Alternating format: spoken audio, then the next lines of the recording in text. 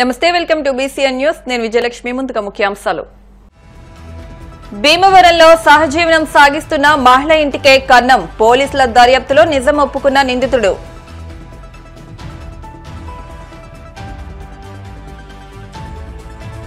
అల్లూరి సీతారామరాజు జిల్లా బల్లగరువులో AP deputy CM Pawan Kalyan పర్యటన ఓట్లు ముఖ్యం కాదని రాష్ట్ర అభివృద్ధి లక్ష్యమని స్పష్టం 5న నేషనల్ కన్స్యూమర్ రైట్స్ డే విశాఖలో అవగాహన కార్యక్రమాన్ని జయప్రదం చేయాలన్న నిర్వాహకులు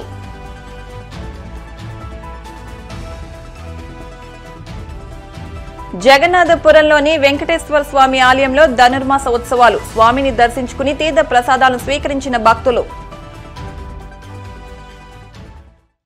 ఓ మహిళతో సహజీవనం సాగిస్తున్న ఇంటిని కొల్లగొట్టాడు ఓ గనుడు భీమవరంలోని ఓ మహిళతో వీరవల్లి కృష్ణమోహన్ అనే వ్యక్తి సహజీవనం సాగిస్తున్నాడు అయితే ఆ ఇంటి నుంచే 18 కాసుల బంగారపు వస్తువులను కాజేయడంతో సంబంధిత వ్యక్తిని పట్టుకుని సొత్తుని రికవరీ చేసినట్టు 2 టౌన్ సీఐ కాళీచరణ్ వెల్లడించారు 2 టౌన్ పోలీస్ స్టేషన్లో జరిగిన మీడియా సమావేశంలో సీఐ కాళీచరణ్ మాట్లాడుతూ 2వ పట్టణ పరిధిలో బల్సిమూడ్లో నివసిస్తున్న పాతర్లపల్లి మాలతి తన ఇంట్లో చోరీ జరిగిందంటూ పోలీసులను ఆశ్రయించారు సీఐ కాళీచరణ్ ఆధ్వర్యంలో కేసు నమోదు చేసి దర్యాప్తు చేపట్టగా కృష్ణమోహన్ నిందితుడిగా గుర్తించారు మాలతి ఈ ఏడాది జూన్ 4న హైదరాబాద్ లో ఉండగా 18 కాసుల బంగారపు వస్తువులతో పాటు 1,50,000 నగదును దోచుకున్నాడు అనుమానం వచ్చి అదుపులోకి తీసుకుని విచారణ చేపట్టగా కృష్ణమోహన్ నేరం అంగీకరించినట్టు తెలిపారు అతని నుంచి 18 కాసుల బంగారు ఆభరణాలను స్వాధీనం చేసుకున్నామని రిమాండ్ నిమిత్తం నిందితుడిని కోర్టుకు పంపినట్టు సీఐ కాళీచరణ్ తెలిపారు ఈ సంవత్సరం జూన్ నెలలో 8వ తారీఖు నాడు పాతర్లపల్లి మాలతి అనే ఆమె తన ఇంట్లో లేనప్పుడు హైదరాబాద్ ఉన్నప్పుడు తన ఇంటిని బద్దలగొట్టి బీరోలో ఉన్న బంగారు ఆభరణాలు మరియు 1,50,000 క్యాష్ గుర్తు తెలియని దొంగలించి పడినారనేసి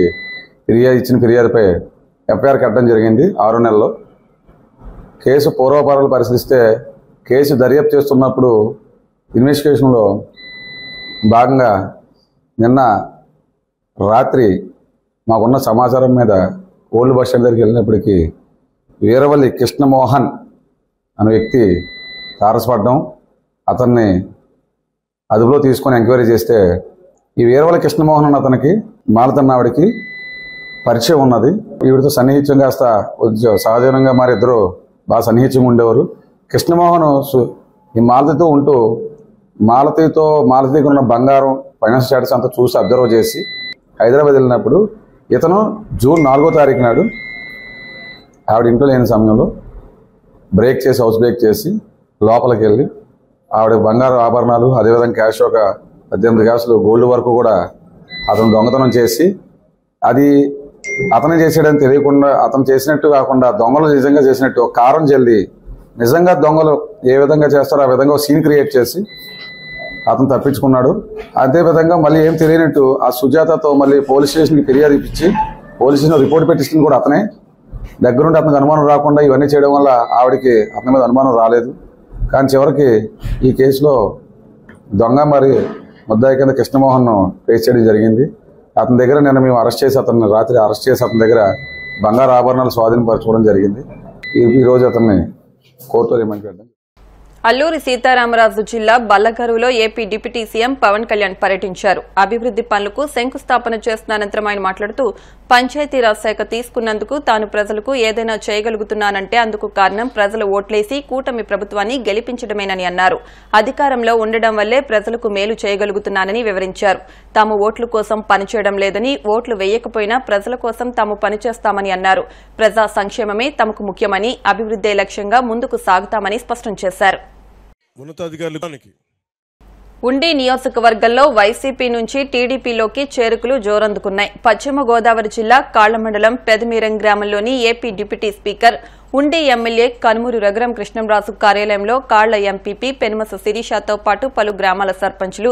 ఎంపీటీసీలు వైసీపీ నాయకులు టీడీపీ తీర్థం పుచ్చుకున్నారు వారికి పార్టీ కండువా వేసి టీడీపీలోకి రఘురాం కృష్ణంరాజు సాదరంగా ఆహ్వానించారు ఈ సందర్భంగా రఘురాం కృష్ణంరాజు మాట్లాడుతూ ముఖ్యమంత్రి చంద్రబాబు చేస్తున్న అభివృద్దిని చూసి ఆకర్షితులై టీడీపీలో చేరడం శుభపరిణామని అన్నారు అన్ని గ్రామాల నుంచి ప్రజాప్రతినిధులు వైసీపీ ముఖ్య నాయకులు కార్యకర్తలు టీడీపీలో చేరడానికి ఆసక్తి చూపిస్తున్నారని అన్నారు ఉండి నియోజకవర్గంలో వైసీపీ ఖాళీ అవడం ఖాయమని అన్నారు. ఈ కార్యక్రమంలో టీడీపీ కాళ్ల మండల అధ్యక్షుడు జీవీ నాగేశ్వరరావు, పెనుమస విశ్వనాథరాజు, వేగేసిన రమేష్ రాజు, యలమంచిలి వెంకటరమణ తదితరులు ఉన్నారు. చేరికల పర్వంలో భాగంగా ఈరోజు ఎన్ఆర్పీ అగ్రహారం, ఉనుదుర్రు, కోపెల్ల అంటే కాళ్ళ ఎంపీపీ, ఇంకా ఎంపీటీసీలు చాలామంది, వార్డు మెంబర్లు అందరూ కూడా ఈరోజు తెలుగుదేశం పార్టీ కుటుంబ సభ్యులుగా రావడం జరిగింది. నిన్న ఉదయం చూసాం. అలాగే ఈరోజు కూడా అదే స్థాయిలో చేరికలు ఉన్నాయి. ఖచ్చితంగా రాబోయే సంక్రాంతి నాటికి చాలా ఎక్కువ చేరికలు ఉంటాయి. దీనంతటికీ కారణం చంద్రబాబు నాయుడు గారు చేస్తున్న అభివృద్ధి, పట్టుదలగా ఆర్థికంగా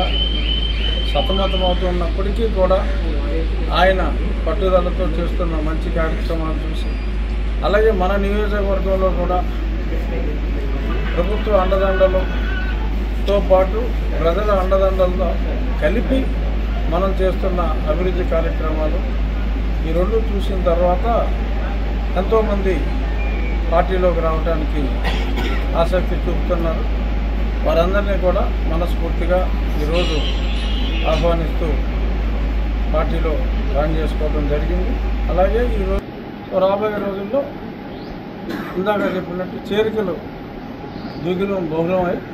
ఒకప్పటి పాలక పార్టీ గుండెలో అయితే ఖాళీ అయిపోతుందని నేను అనుకుంటున్నాను.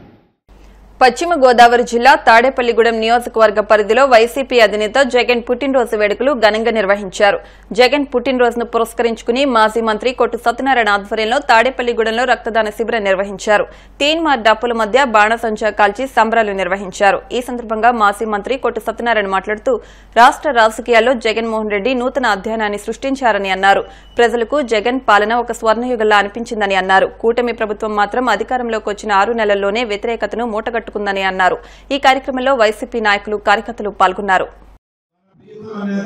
రాష్ట్ర ప్రజల ఆశాజ్యోతి,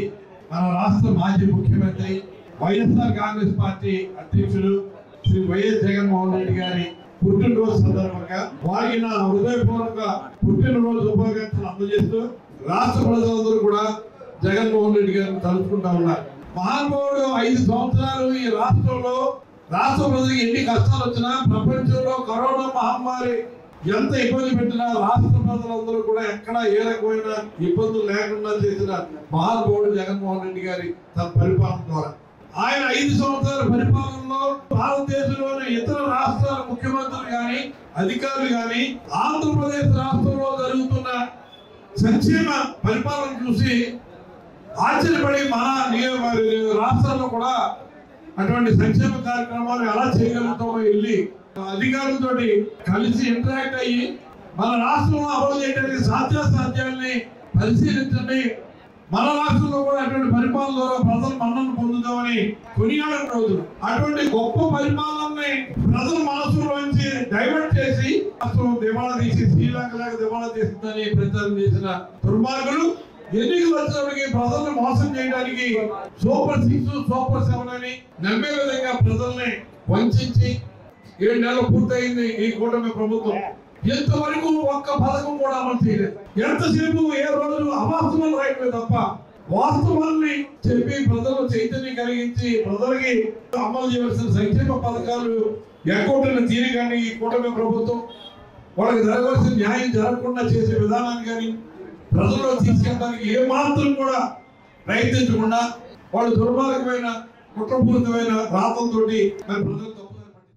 ఇప్పుడు కాసేపు ప్రకటనలు.